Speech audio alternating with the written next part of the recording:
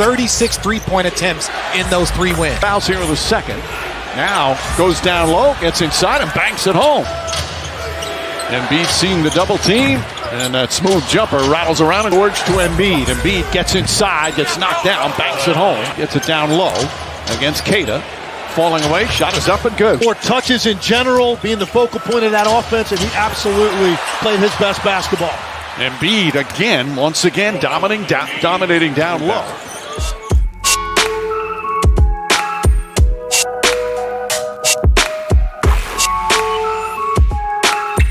This is Ring the Damn Bell, your weekly shot of Sixers news, stories, and heartbreak. Let's go trust the neighbors. Well, welcome to Ring the Damn Bell. We are back, and so is Joel Embiid. What a game. What a game. What I got to say is that this is the Joel Embiid that we need, but don't deserve. We don't deserve him. Us negative fans and all the crap we talked about him all season. We did. Not me. I stuck up for him all season. Before the game, we saw fans say, sit him, don't play him. You know, I had somebody ask me, I think I was on the AC, we were on the AC mic show. We were talking. And right. I think he asked us, do we want Joel back? I think last night proved it. I mean, you know, that because people actually ask that question. You know what? I can't believe it. You know what the last game was? Not the game that they won.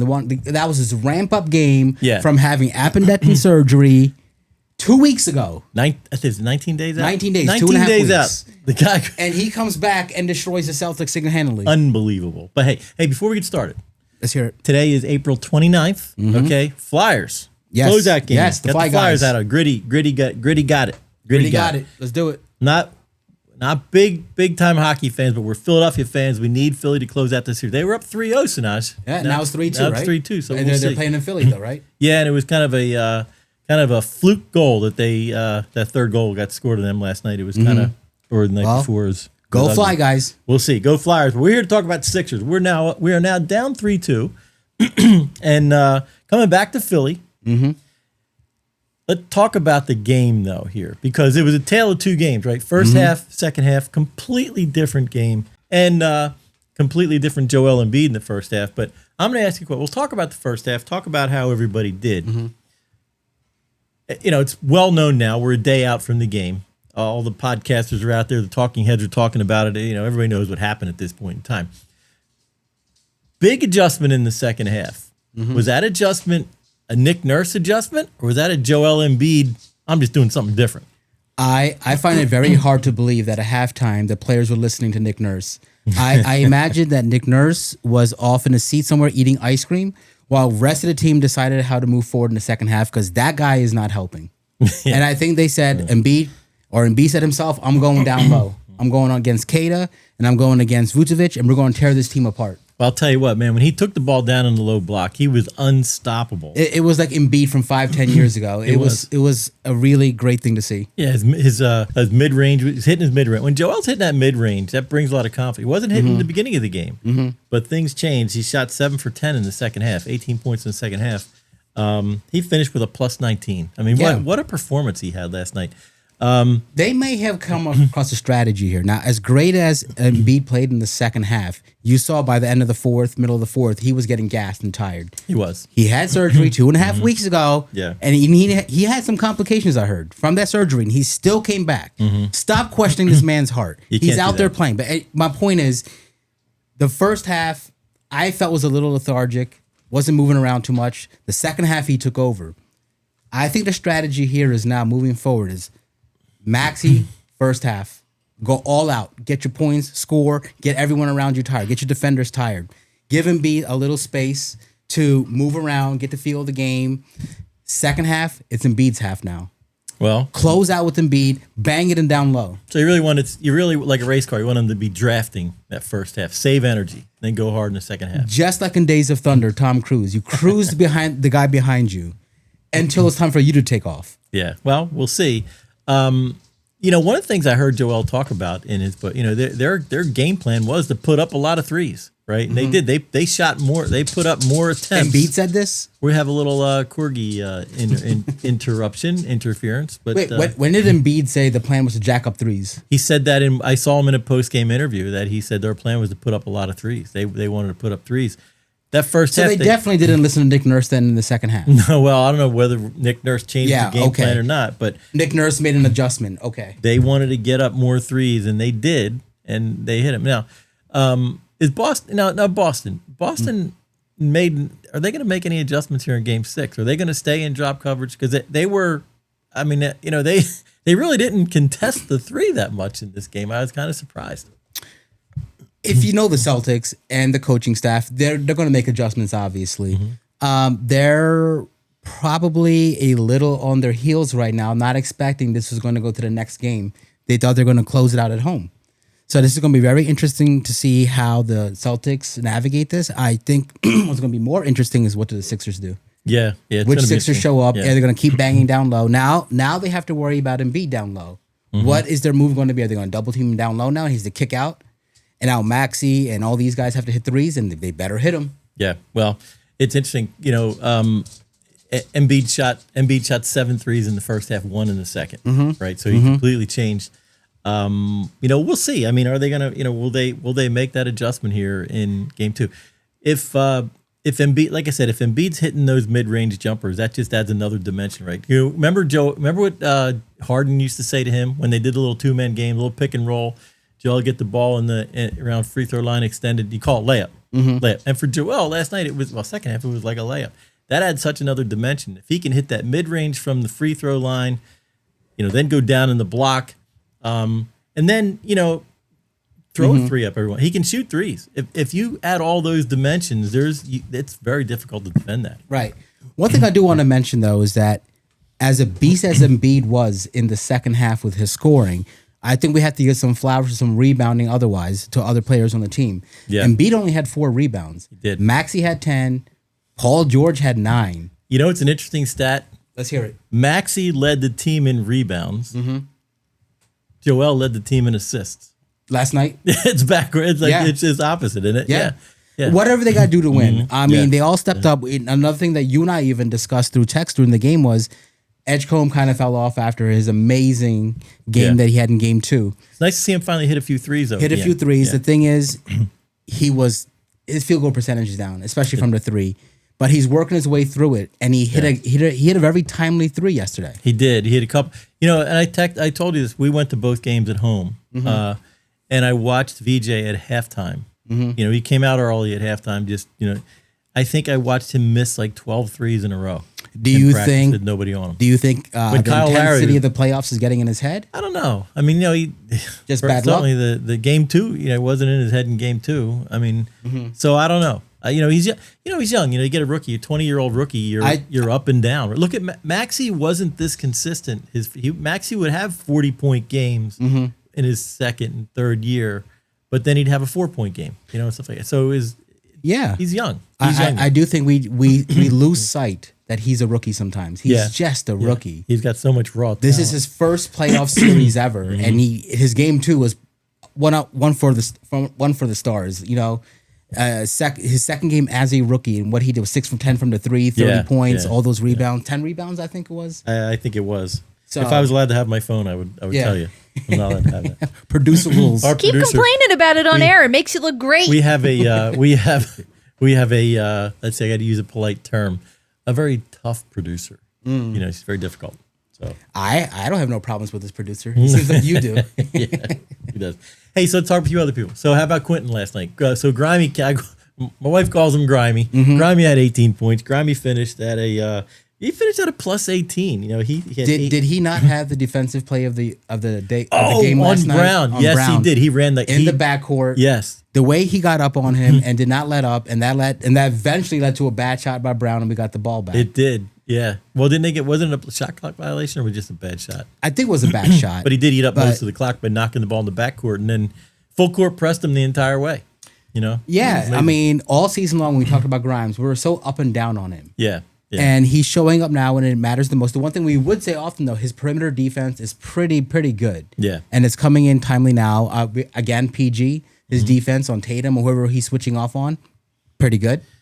Grimy is an enigma to me. He does come in, he plays very fast. Sometimes he's out of control, but he does add a spark. The guy comes in, he does bring a spark into the game, and he adds some excitement. So, if you get him, if he gets some spacing and he hits the three, and if his confidence is there, he can add some punch. You know what he plays like? What he reminds me of? A Looney Tunes character. He's just kind of all over the place and flopping around and flying around, and I don't know. It seems like if a Looney Tunes character was playing basketball, it'd be him. But I'll take it right now the way he's doing. Yeah, well, Oubre fell off a little bit. A little bit, but Oubre's got a little bit of an injury too. Yeah, he is playing injured. Yeah, so we'll see. But Grimy came out. Look, we're going. What are we going? Really going 8 deep, right? Mm-hmm. Yeah. So we'll see. Now that you mentioned that playing 8 deep, I'll tell you how we know last night was a successful game. How's that? I did not think we would see garbage time. We did. We saw garbage time at the end of the game, and a couple of your boys came in. I was so happy Jabari got in. Jabari took your boy Jabari. Jabari put up a couple threes. He was 0 for 2. Mm-hmm. I have a question for you. Yeah, go for it. All right, so now we're going to game 6. Mm-hmm. Both teams have seen each other, their plays and how they're playing and the different stuff that's going on. What do the Sixers have to do to win this next game? Well, I think they have to do a lot of what they did in the second half. Two-parter. So the first part of my question. The second part is they won 2 games in Boston. They didn't win any games at home. They're due for a win. Do you think they're due for a win at home? I think they're due for a win at home. Okay. I think there's a very good chance they're going to extend this to game 7. You do? Yeah. So what do the Sixers have to do? Well, they have to hit threes. There's no doubt about it. Mm-hmm. But I think you got to stick with a lot of the same game plan. Embiid's so versatile. You got to get him. You got to play the 2-man game. You got to do the pick and roll, pick and pop. You got to get him into that mid range. Mm-hmm. You got to get him untracked in that mid range, and then you got to roll him down to the block, and you got to let him. Kata can't stop him. Vukovic can't stop. Nobody can stop him. You know what's scary? And they cannot. They have to be. They remain really aggressive, playing perimeter defense. They didn't stay back in drop coverage. They got to rebound better. And I think I heard Maxey in his post game say, he said he was just tired of giving up rebounds. He said they work so hard on defense, and then the second chance points have killed them. So they really have to focus on not watching the ball. Do they have to play a perfect game? No, I don't think they have to play a perfect game. I agree with you. They got to play a solid game. They got to play a solid game. Embiid's got to be hitting his mid range. So I think we said the same thing last week, whereas for the first time in a long time, Celtics look beatable. They do look beatable. I said previous to this, to me, the Celtics were invincible. We can never get past them. We just beat them twice at home. I listened to Stephen A. today. Okay. Listened to Kendrick, the big perk a little bit. Yep. Stephen A. made a great comment, and Stephen A., he's an Embiid fan. Obviously he's been hurt. He said, an 85% healthy Joel Embiid, Philadelphia is a contender. We've been saying this all year. We've been saying that forever. And I think, by the way, Stephen A. was a journalist for the Philadelphia Inquirer back in the day. For 17 years. 17 years. Said, and him and Iverson hated each other. Yeah, he said, this is his second town. Obviously he loves the Knicks. But, so I think, and Stephen A.'s comment, I think one of the headlines in some of the clips I saw said the Celtics should be afraid of a healthy Embiid. Anyone in the league should be. They should be. And so is it out of the realm of possibility to come back from a 3-1 deficit and win the series?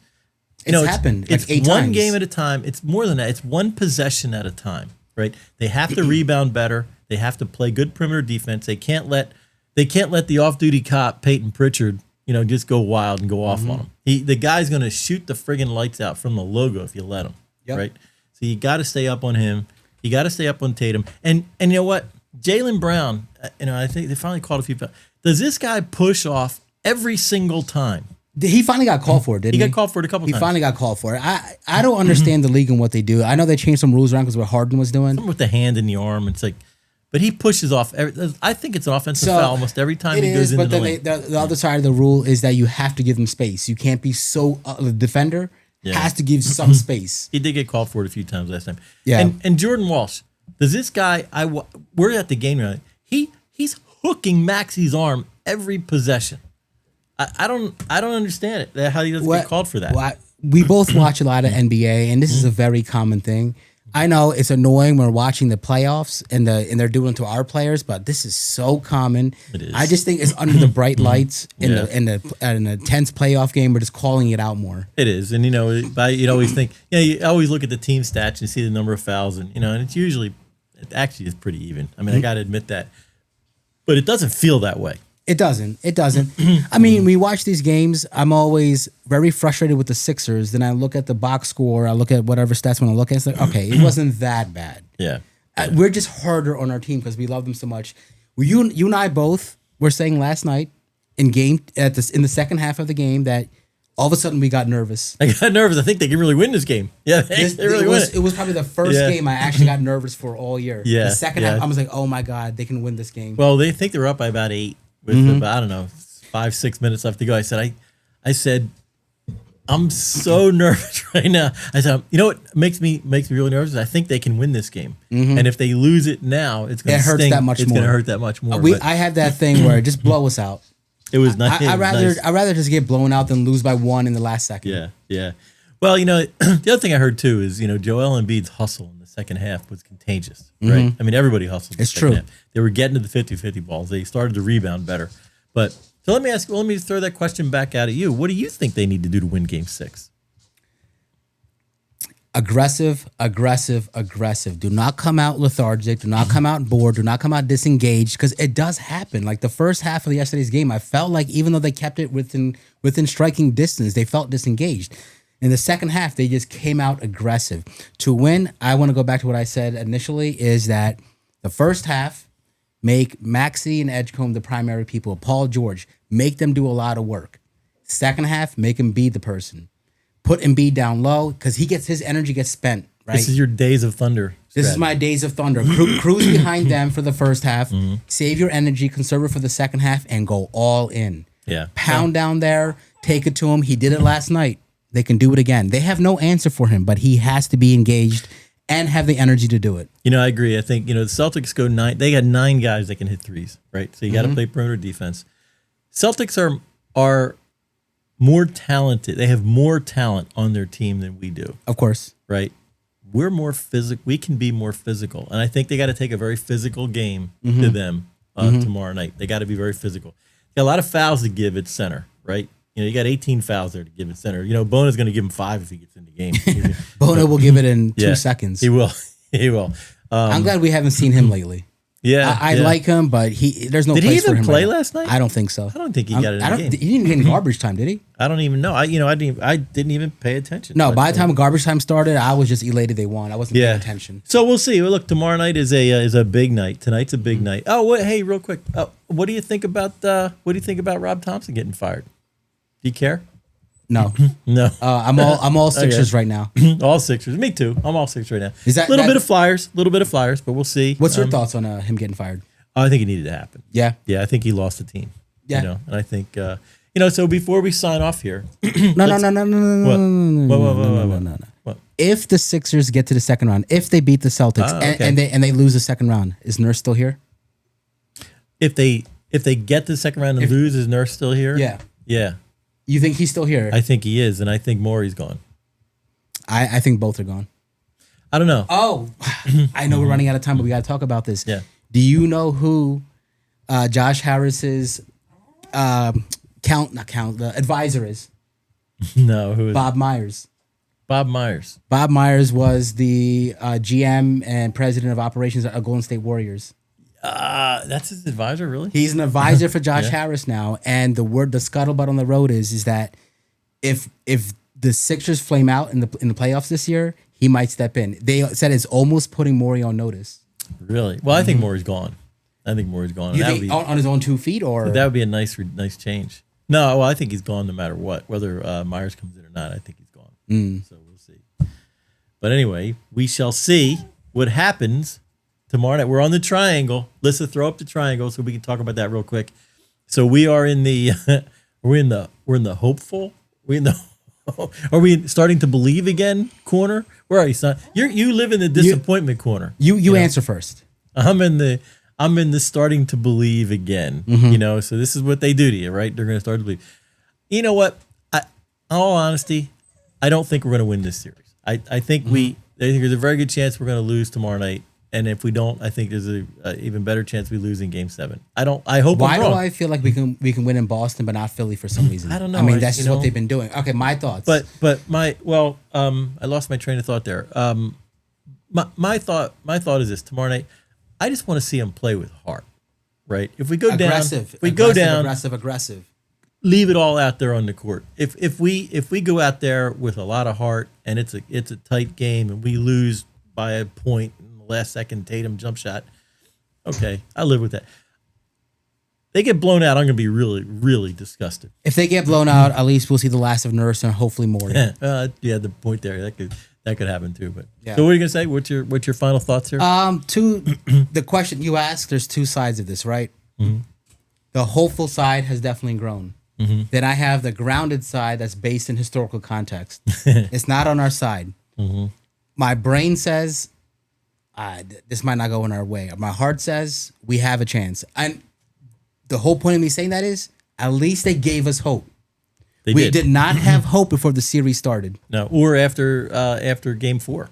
We exactly. We didn't have hope after Game 4. We got blown out by 32 points. They gave us hope at a time where we thought it was just wrapped up. Sanoj, it comes down to every possession matters. Not game to game. Every possession matters, right? You got to play hard, tough nose, Philly bully ball. I think that for what they 48 need to do, minutes. Thinking about it, they might. Edgecombe has been struggling since Game 2. Mm-hmm. They might lay off of him and concentrate on Embiid more. I think Edgecombe needs to attack tomorrow. Edgecombe he's got to take it to the basket. Mm-hmm. Paul George, all of them, just attack. You got to screen. You got to screen hard. You got to let Maxey take it to the basket. I mean, that's it. It's Philadelphia bully ball. You got to play like it's your last day. It is. It might be. Well, like they played like the second half. It was the end of the season if they lost. On Embiid, I want to see it again. So we need to see it. So that's what we're going to do. We need a win tomorrow night. I think there's a chance. Embiid gets me hyped. He does. He makes everyone. We don't deserve him. We were at Game 4 before we heard he was going to play. I'll tell you, the stadium was electric when he came out, and the game started out okay. It went downhill. Pretty fast, but we didn't even talk about that game. All right. Anyway, I think that's all we got. Anything else there, buddy? I'm just ready for tomorrow. Well, let's go Sixers. Let's go. For Ring the Damn Bell, I'm John. I'm Sanoj. And before we sign off, make sure you like and subscribe, because if you don't, I don't want to see a buddy here fall into the Paul George. He's ringing. He gets really depressed if you don't sign up. We don't have enough subscribers. We need to get up to about 5,000 subscribers in the next few months. You're the only one that talks about this. I think you're the one that only cares. You care. He cares. Don't believe him. He cares. He sits up at night. I got AI all night long. Get home and finish work. He tries to figure out how an AI I can get more subscribers. I use AI for work only. There you go. Yeah. Hey, well, anyway, for Ring the Damn Bell, I'm John. I'm Sanoj. And we are out. Out.